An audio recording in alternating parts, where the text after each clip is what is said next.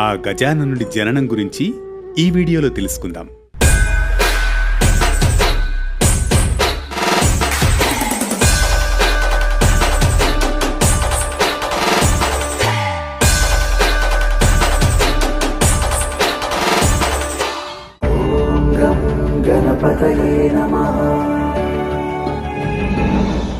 పూర్వం గజాసురుడు అనే రాక్షసుడు తపస్సు చేసి శివుణ్ణి మెప్పిస్తాడు. దాంతో శివుడు ప్రత్యక్షమై వరం కోరుకోమని చెబుతాడు. అప్పుడు గజాసురుడు తనను ఎవ్వరూ వధించలేని శక్తినివ్వాలని, తన ఉదరంలోనే శివుడు నివసించాలని కోరుతాడు. ఇచ్చిన మాట ప్రకారం శివుడు ఆ కోరిక నెరవేరుస్తాడు.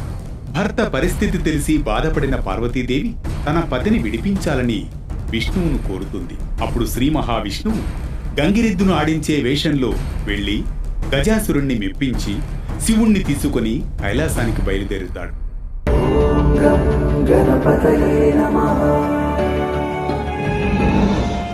శివుడి రాక గురించి తెలుసుకున్న పార్వతి తన భర్తకు స్వాగతం పలికేందుకు సన్నాహాలు చేసుకుంటోంది. అయితే స్నానం కోసం ఉంచిన నలుగుపిండితో పరధ్యానంగా ఓ ప్రతిమ తయారు చేస్తుంది. ఆ ప్రతిమ చూడముచ్చటగా కనిపించడంతో తన తండ్రి పర్వతరాజు ఉపదేశించిన మంత్రాన్ని ఉపయోగించి ఆ ప్రతిమకు ప్రాణం పోస్తుంది.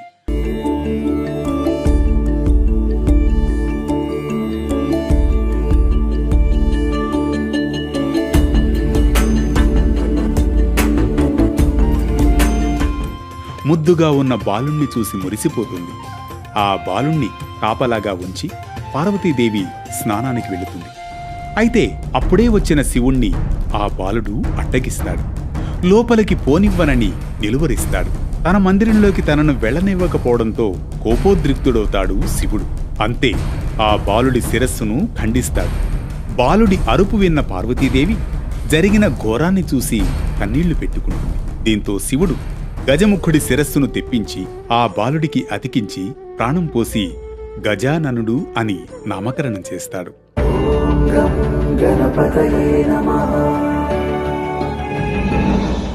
సర్వ విఘ్నాలకు ఒక అధిపతిని నియమించమని దేవతలు, మునులు, మానవులు పరమేశ్వరుణ్ణి కోరుతారు. ఈ విషయంలో వినాయకుడికి కుమారస్వామికి పోటీ అవుతుంది. ముల్లోకాల్లోని పవిత్ర నదులన్నింటిలో స్నానం చేసి ఎవరు ముందుగా తన వద్దకు వస్తారో వారికే ఆ ఆధిపత్యం లభిస్తుందని శివుడు చెబుతాడు. వినాయకుడు నారాయణ మంత్రంతో తల్లిదండ్రుల చుట్టూ ప్రదక్షిణ చేస్తాడు. ఆ మంత్ర ప్రభావంతో ప్రతి తీర్థంలోనూ కుమారస్వామి కంటే ముందే వినాయకుడు ప్రత్యక్షమవుతాడు. ఆ విధంగా 3 కోట్ల నదుల్లో వినాయకుడే ముందుగా స్నానమాచరించడం చూసిన కుమారస్వామి కైలాసానికి వెళ్లి మహిమాన్వితుడైన వినాయకుడికే ఆధిపత్యం ఇవ్వమని తండ్రిని కోరుతాడు. ఆ విధంగా వినాయకుడు విఘ్నాలకు అధిపతి అవుతాడు.